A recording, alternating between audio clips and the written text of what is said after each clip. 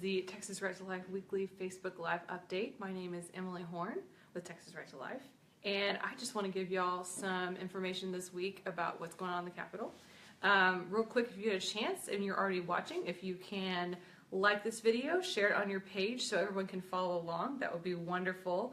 Invite your friends to watch this video so they can hear about what's going on. We kind of have a big update about the state budget for you. So just kind of some background on what's been going on in the session. We have two of our major bills are now out of the state Senate. They have been working very quickly and very hard to get conservative priorities heard and out of their chamber, but the House is not moving so quickly. We have not had any hearings on our issues in the House on any of our legislation, but there are a lot of other bills now that are being heard in House State Affairs and other committees that we are watching closely and monitoring.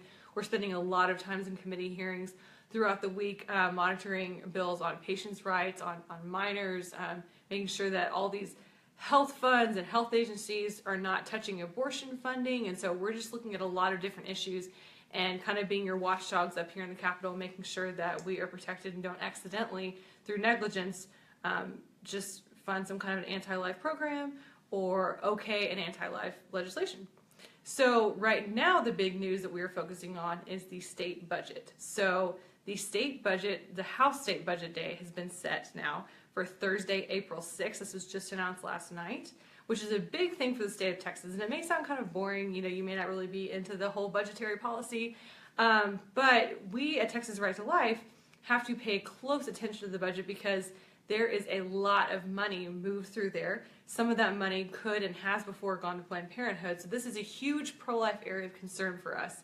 And so we are always watching to make sure that the money stays out of bad hands, such as Planned Parenthood, and that money does go towards good things like the Alternatives to Abortion Fund, which actually affirms mothers that choose life, gives them some social assistance, helps fund maternity homes and adoption agencies, make sure that the women that do choose life are supported through our state, because that's what we really want to be putting our money to instead of Planned Parenthood. So it's a big deal. It's a big week coming up. So Thursday is the day for the House Budget Day. And we have two main goals for that House Budget Day. So our main goal is to increase the Alternatives to Abortion Fund program. So the Alternatives to Abortion, like I said, it funds adoption agencies, pregnancy centers, maternity homes, and they help mothers get training on how to be a parent. They help with some diapers and formula. They even help them search for jobs so they can become more self-sufficient. That program has increased the number every year that they have been serving, the number of women they've been serving every year, but their funding has increased every year, but then the goals keep increasing that the Health and Human Services Commission want them to serve. So they want them to serve more money, but this session they have not appropriated. They want them to serve more women, but this session they have not appropriated any more funding. So our goal is to make the amount of funding consistent with the amount of women that HHSC wants them to serve.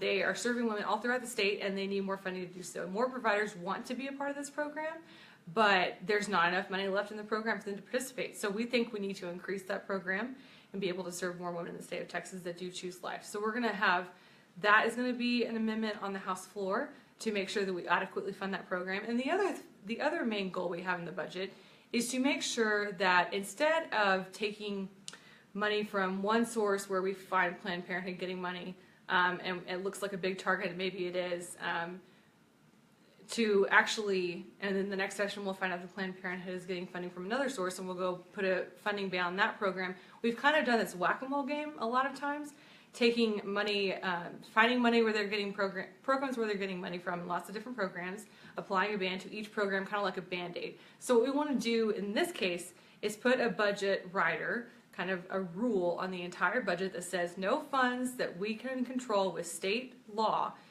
no funds in our state that are appropriated through state funding can be going to abortion providers or their affiliates. So this is huge because Planned Parenthood kind of has this whole shell game where they like to get money through abortion affiliates. All Planned Parenthood entities, but they try to say, well, this address maybe that's next door doesn't provide abortion, but they kind of all share the same light bill.